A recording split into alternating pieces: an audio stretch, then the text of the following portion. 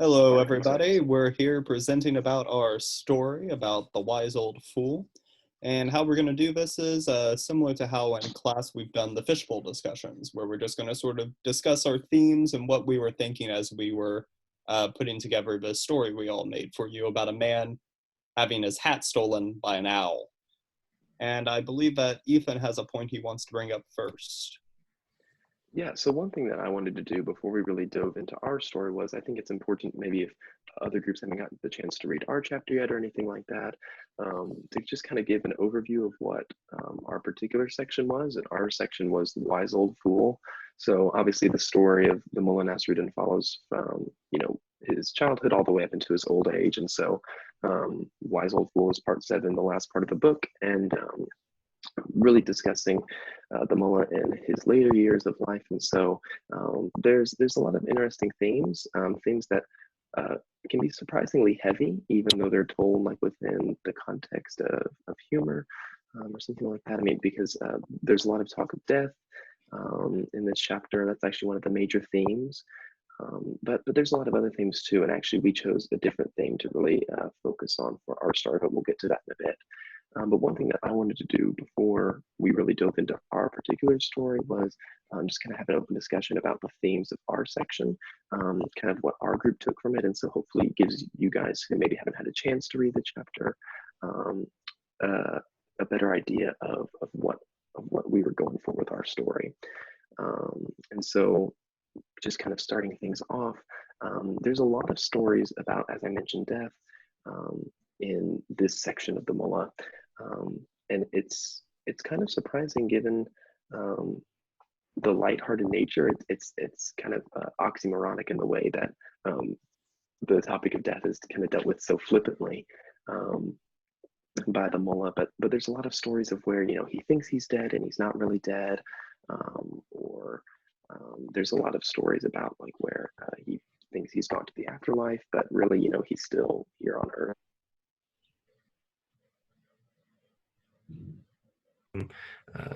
Nuggets of wisdom, if you will.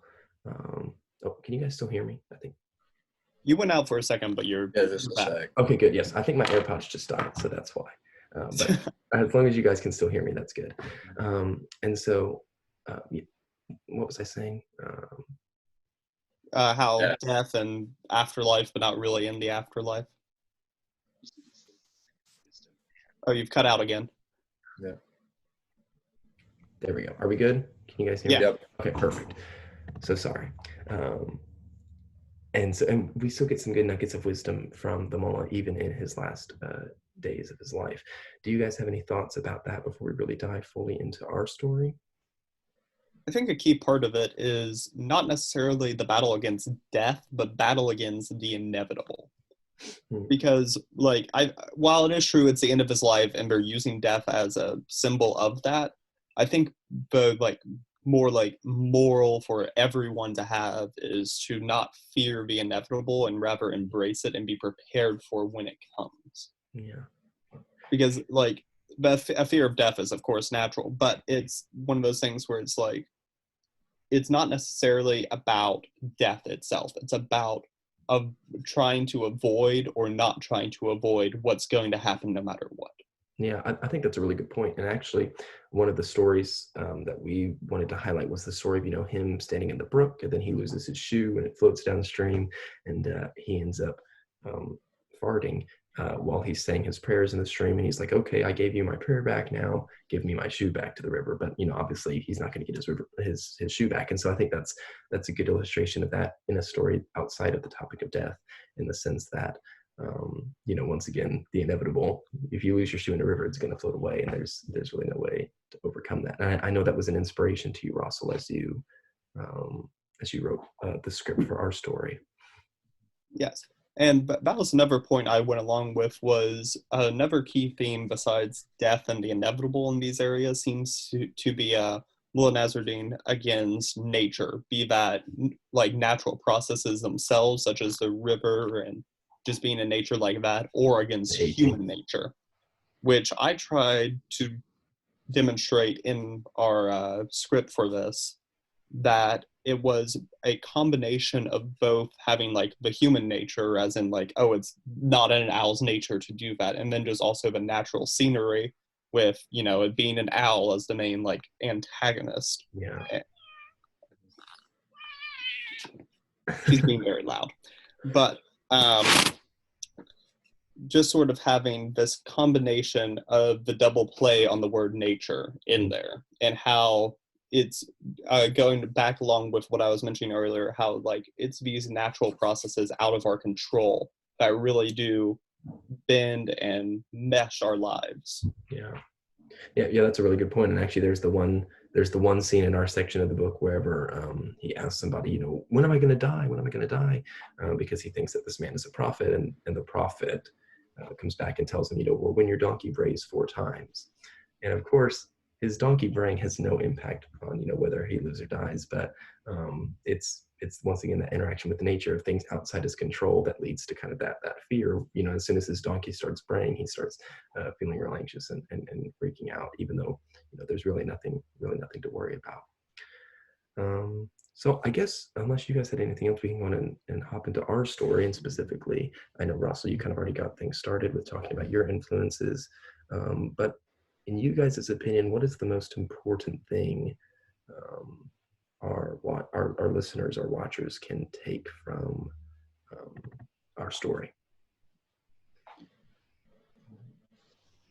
Well, I believe like the most influential point throughout our story and how we tried to keep it in the style of Mullah Nasruddin is in the way that it's just sort of a man trying to go with the flow, but also sort of using his own methods to try and shape it, shape it and guide it, but not necessarily to change it.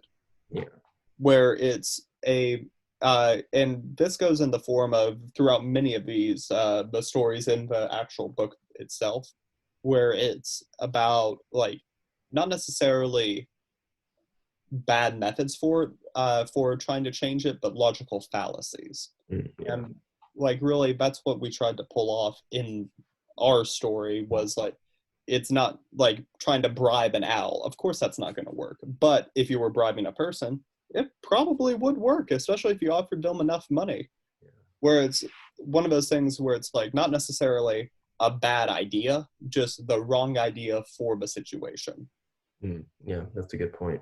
And especially where, you know, we see at the end of the story when he actually finally does get his hat back, it's because, you know, he's kind of, in a way, rather than trying to bend nature to his will, he's kind of accepted the way nature is itself, and he waits patiently until the owl eventually goes off and catches the vole, and everybody else is kind of surprised and it's like, well, you know, I thought you were trying to actively get your hat back. And he realized that it was only by, you know, being passive and by letting nature take its course, which is a good metaphor for death, that one can really get what one wants. In this case, a very fine knit cap, but in a broader sense, you know, maybe peace with being oneself.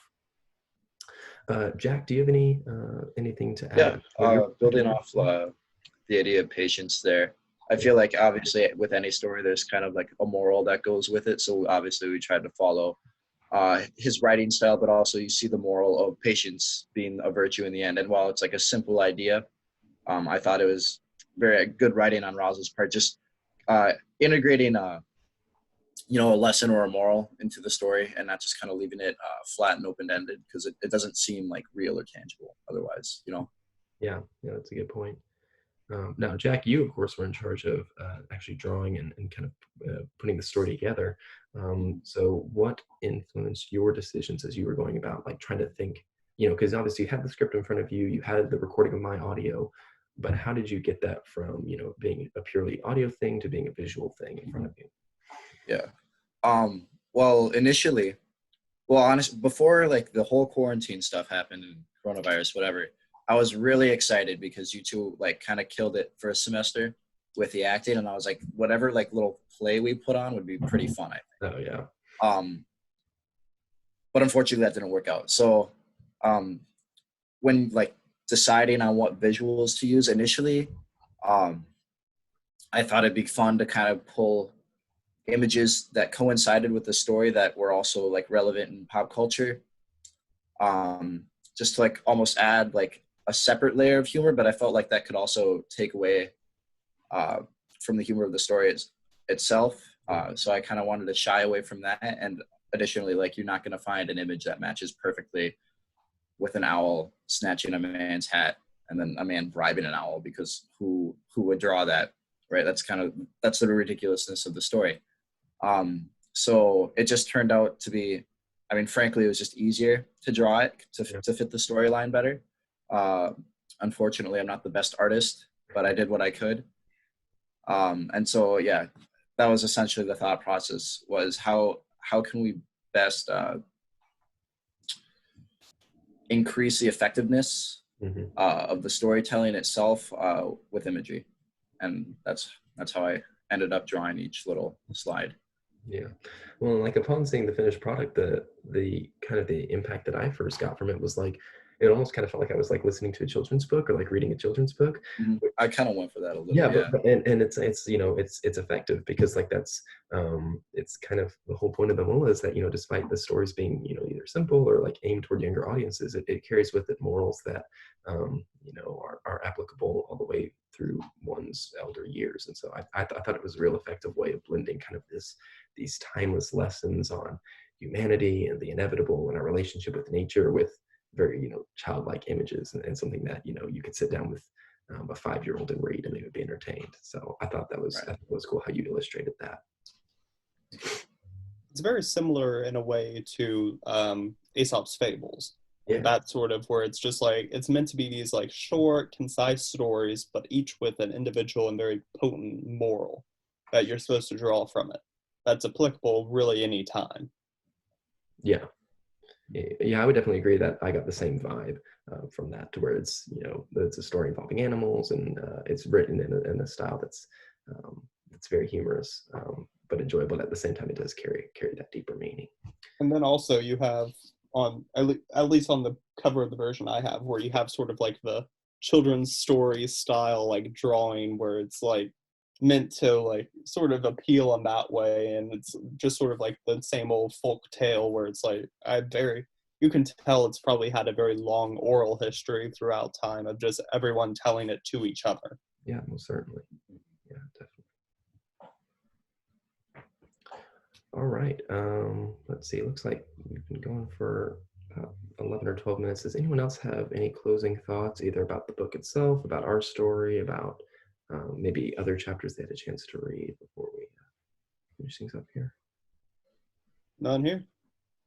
I mean, it's not really a thought. I enjoyed this like exercise though. Like, it's definitely like helping with the analysis of like understanding the writing. So that's all I gotta say. Yeah, well, that was a good point. I don't have anything else here. I think we've covered pretty much our section. Hopefully you guys have a better understanding of, if you haven't gotten the chance to read our specific chapter about the Wise Old Fool, hopefully you have a better sense of kind of the themes and topics that are addressed there, and kind of the overarching message that we tried to capture in our story. So I think with that said, I think we're about done here. Hope you guys stay healthy and happy, and wish you all the best.